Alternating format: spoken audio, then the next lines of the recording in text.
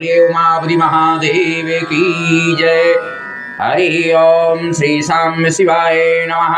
ओम पार्वती पतये हर हर महादेव। ओम श्री गणेशाय नमः। श्री शिव महापुराण रुद्र संहितायां तृतीय खंड पार्वती खंड।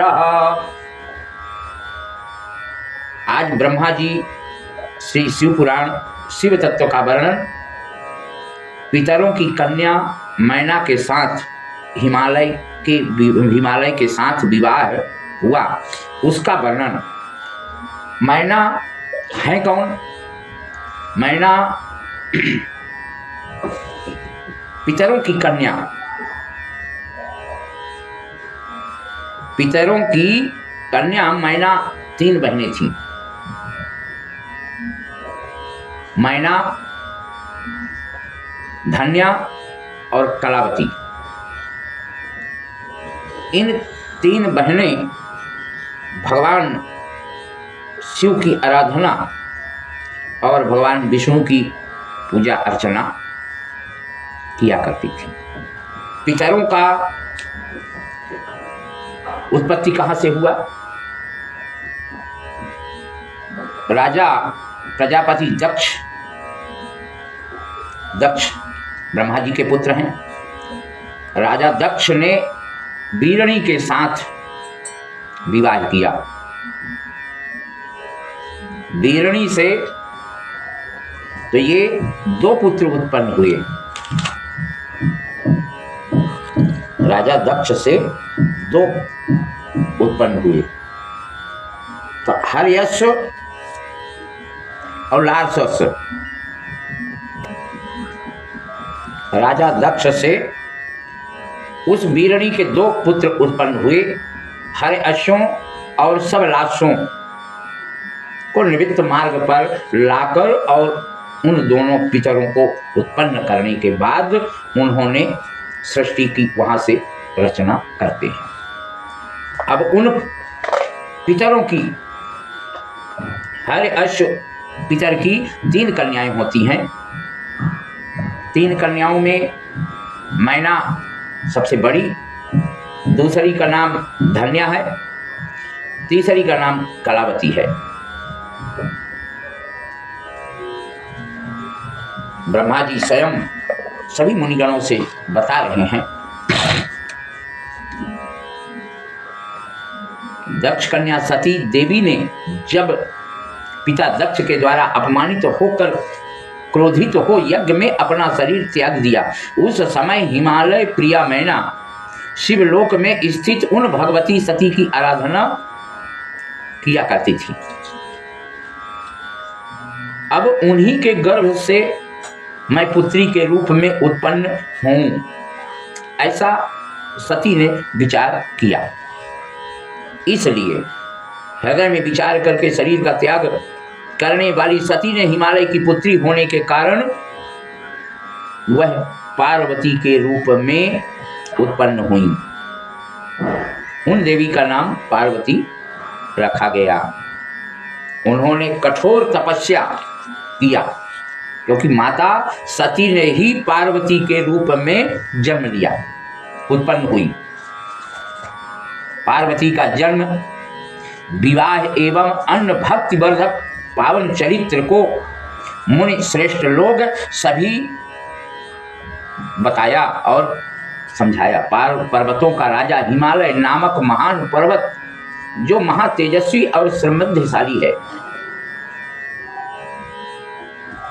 सूक्ष्म नहीं जंगम तथा स्थावर भेद से उसके 2 रूप प्रसिद्ध है।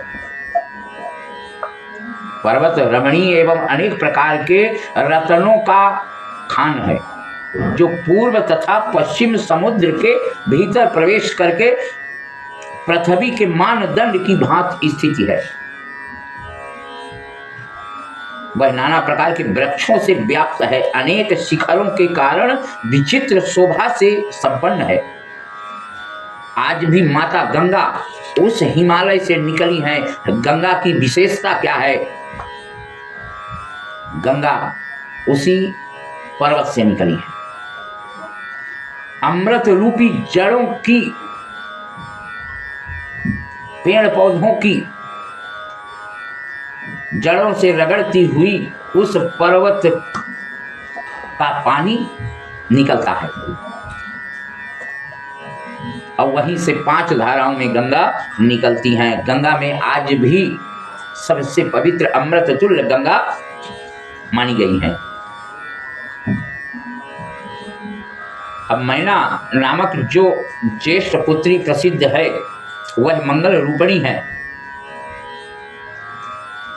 मैना का पितरों की कन्या मैना सबसे बड़ी, उसका विवाह आप लोग अत्यंत प्रसन्नता पूर्वक हिमालय के साथ देखिए।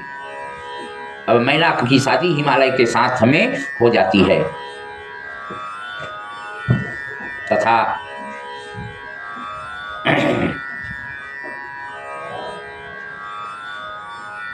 कन्या मैना का विधि पूर्वक मंगलमय विवाह हिमालय के साथ में होने के कारण वामदेव शंकर का स्मरण कर विष्णु आदि देवता सभी प्रसन्न चित्त होकर उन दोनों को आशीर्वाद देते हैं। बोलिए सर्वेश्वर महाराज की जय। अब ब्रह्मा जी स्वयं बता रहे हैं कि पितरों की 3 मानसी कन्याओं का विवाह इस प्रकार क्यों हुआ। मैना, धन्या और कलवती, ये इनका विवाह पर्वतराज से ही क्यों हुआ? क्योंकि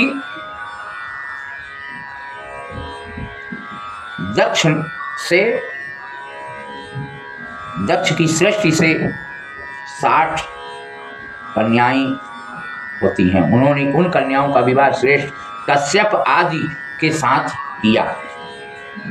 सारा वृतांत उन्होंने उनमें से स्वधा नामक कन्या पितरों को दी।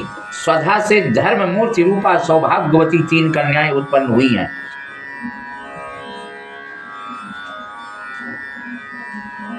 सबसे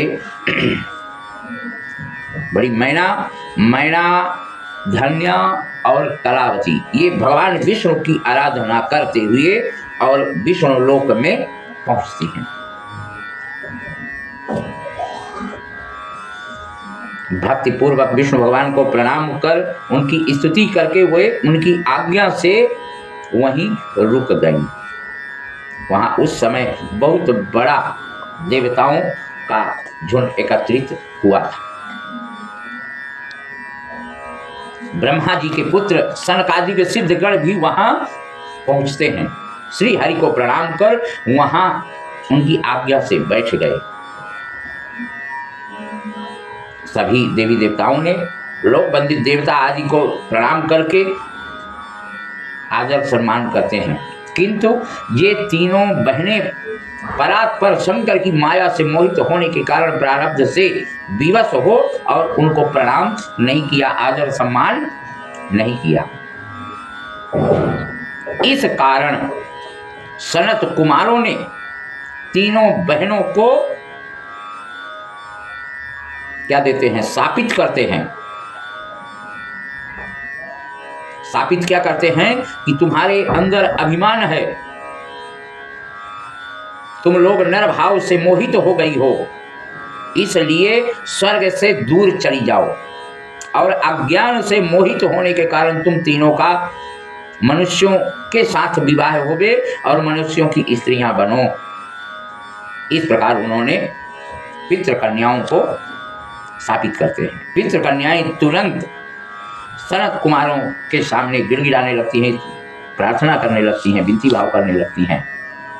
सनत कुमार उनके पश्चाताप पे उनको समझाते और बताते हैं, तुम लोग प्रसन्न चित्त होकर तुम्हारे शोक का नाश करने वाली और सदा ही तुम्हें सुख प्रदान करने वाली संतान होंगी, जिसमें से तुम तीनों बहनों का विवरण बता देता हूं। कौन कहता है? सनत कुमार कहते हैं, तुम में से जो श्रेष्ठ है और ज्येष्ठ है वह विष्णु के अंशभूत हिमालय गिर की पत्नी होगी और उससे पार्वती नामक पुत्री उत्पन्न होगी। योगिनी स्वरूपा धन्या नामक दूसरी कन्या राजा जनक की पत्नी होगी और उस धन्या से कन्या महालक्ष्मी होंगी जिनका नाम सीता होगा। सबसे छोटी कन्या कलावती वैश्य वृषभान की पत्नी होंगी जिसकी पुत्री के रूप में द्वापर के अंत में राधा जी प्रकट होंगी। योगिनी मेनका पार्वती के वरदान से अपने पति के साथ उसी शरीर से परम पद कैलाश को जाएंगी तथा यह धन्या जनक वंश में उत्पन्न जीवन मुक्त तथा महायोगी शिरध्वज को पति रूप में प्राप्त कर सीता को जन्म देंगी और वैकुंठ धाम को जाएंगी। वृषभान के साथ विवाह होने के कारण जीवन मुक्त कलावती भी अपनी कन्या के साथ गोलोक जाएंगी, इसमें कोई दो राय नहीं है। बिना विपत्ति के किसी को कहीं कुछ महत्वता प्राप्त नहीं होती है। उत्तम कर्म करने वालों के दुख दूर हो जाने पर उन्हें दुर्लभ सुख प्राप्त होता है। हे पितर कन्याएं, स्वर्ग में विलास करने वाली हो, अब विष्णु का दर्शन हो जाने से तुम लोगों के कर्म का क्षय हो गया। यह कहकर मुनीश्वर ज्ञान भोग मोक्ष प्रदान करने वाले शिव जी का स्मरण करके वहां से अपने स्थान के लिए प्रस्थान करते हैं। मैना की कन्या जगदंबिका पार्वती देवी परम कठोर तप करके शिव जी की पत्नी होंगी। धन्या की पुत्री कही गई सीता भगवान राम की पत्नी होंगी जो लौकिक आचार का आश्रय लेकर उनके साथ विहार करेंगी और साक्षात गोलोक वासिनी कलावती पुत्री राधा अपने गुप्त स्नेह से बंधी हुई श्री कृष्ण की पत्नी होंगी। इस प्रकार सबके द्वारा स्तुति वे भगवान सनत कुमार मुनि अपने भाइयों सहित वही अंतर्हित हो गए।